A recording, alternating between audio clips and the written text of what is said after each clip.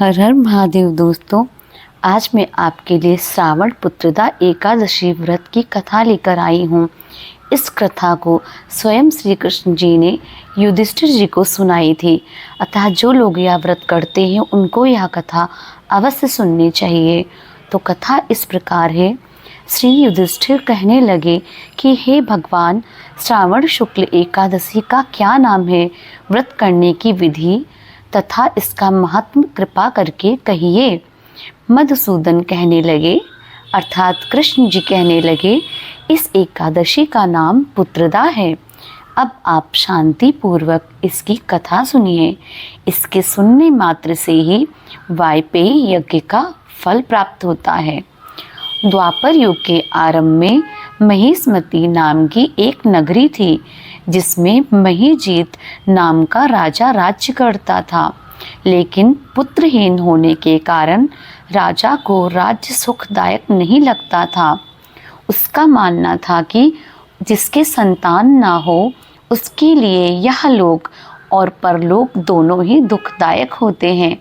पुत्र सुख की प्राप्ति के लिए राजा ने अनेक उपाय किए, परंतु राजा को पुत्र की प्राप्ति नहीं हुई। वृद्धावस्था आती देखकर राजा ने प्रजा के प्रतिनिधियों को बुलाया और कहा, हे प्रजाजनों, मेरे खजाने में अन्याय से उपार्जन किया हुआ धन नहीं है, न मैंने कभी देवताओं तथा ब्राह्मणों का धन छीना है। किसी दूसरे की धरोहर भी मैंने नहीं ली। प्रजा को पुत्र के समान पालता रहा। मैं अपराधियों को पुत्र तथा बांधवों की तरह दंड देता रहा। कभी किसी से घृणा नहीं की, सबको समान माना है।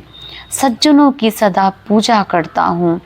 इस प्रकार धर्मयुक्त राज्य करते हुए भी मेरे पुत्र नहीं हैं, सो मैं अत्यंत दुख पा रहा हूँ। इसका क्या कारण है?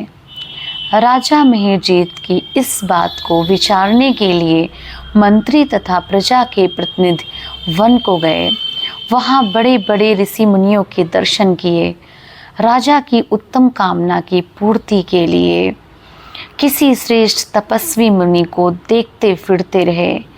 एक आश्रम में उन्होंने एक अत्यंत वयोवृद्ध धर्म के ज्ञाता, बड़े तपस्वी, परमात्मा में मन लगाए हुए, निराहार, जितेंद्रिय, जितात्मा, जितक्रोध, सनातन धर्म के गूढ़ तत्वों को जानने वाले, समस्त शास्त्रों के ज्ञाता महात्मा लोमश मुनि को देखा, जिनका कल्प के व्यतीत होने पर एक रोम गिरता था।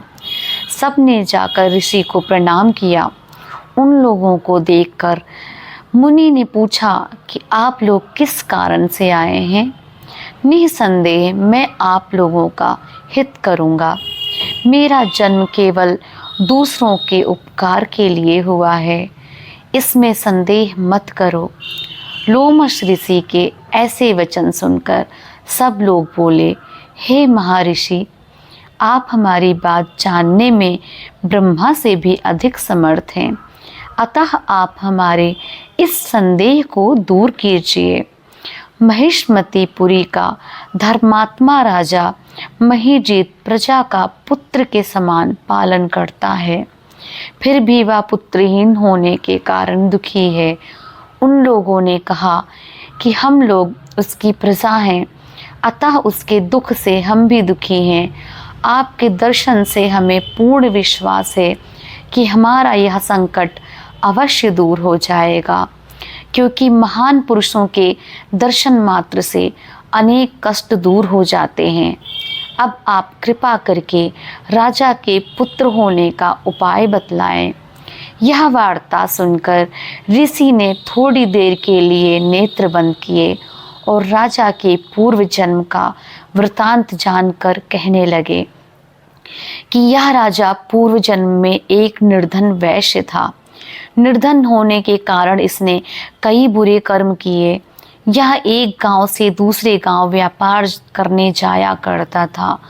एक समय ज्येष्ठ मास के शुक्ल पक्ष की द्वादशी के दिन मध्याह्न के समय वह, जबकि 2 दिन से भूखा प्यासा था, एक जलाशय पर पानी पीने गया। उसी स्थान पर तत्काल की ब्याही हुई प्यासी गौ जल पी रही थी। राजा ने उस प्यासी गाय को जल पीते हुए वहां से हटा दिया और स्वयं जल पीने लगा। इसीलिए राजा को यह दुख सहना पड़ रहा है। एकादशी के दिन भूखा रहने से वह राजा तो हुआ और प्यासी गौ को जल पीते हुए हटाने के कारण पुत्र वियोग का दुख सहना पड़ रहा है। ऐसा सुनकर सब लोग कहने लगे कि हे ऋषि, शास्त्रों में पापों का प्रायश्चित भी लिखा है, अतः जिस प्रकार राजा का यह पाप नष्ट हो जाए, आप ऐसा उपाय बताइए।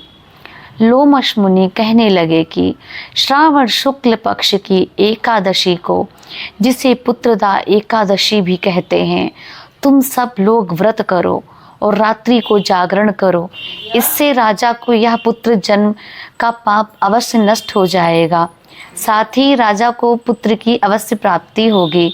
लोमश ऋषि के ऐसे वचन सुनकर मंत्रियों सहित सारी प्रजा नगर को वापस लौट आई और जब श्रावण शुक्ल एकादशी आए तो ऋषि की आज्ञा अनुसार सबने पुत्रदा एकादशी का व्रत और जागरण किया। इसके पश्चात द्वादशी के दिन इसके पुण्य का फल राजा को दिया गया। उस पुण्य के प्रभाव से रानी ने गर्भ धारण किया और प्रसव काल समाप्त होने पर रानी को एक बड़ा तेजस्वी पुत्र प्राप्त हुआ। इसलिए हे राजन, इस श्रावण शुक्ल एकादशी का नाम पुत्रदा पड़ा। अतः संतान सुख की इच्छा हासिल करने वाले को इस व्रत को अवश्य करना चाहिए। इसके महत्व को सुनने से मनुष्य सब पापों से मुक्त हो जाता है और इस लोक में संतान सुख भोग कर परलोक में स्वर्ग को प्राप्त होता है। अतः यह व्रत कथा यहीं पे समाप्त होती है। इसलिए जो लोग यह व्रत करते हैं उनको यह कथा अवश्य सुननी चाहिए। अगर आपको मेरी कथा पसंद आई हो तो प्लीज़ इसे लाइक कीजिए और भी अच्छी अच्छी कथा सुनने के लिए सब्सक्राइब कीजिए। हर हर महादेव।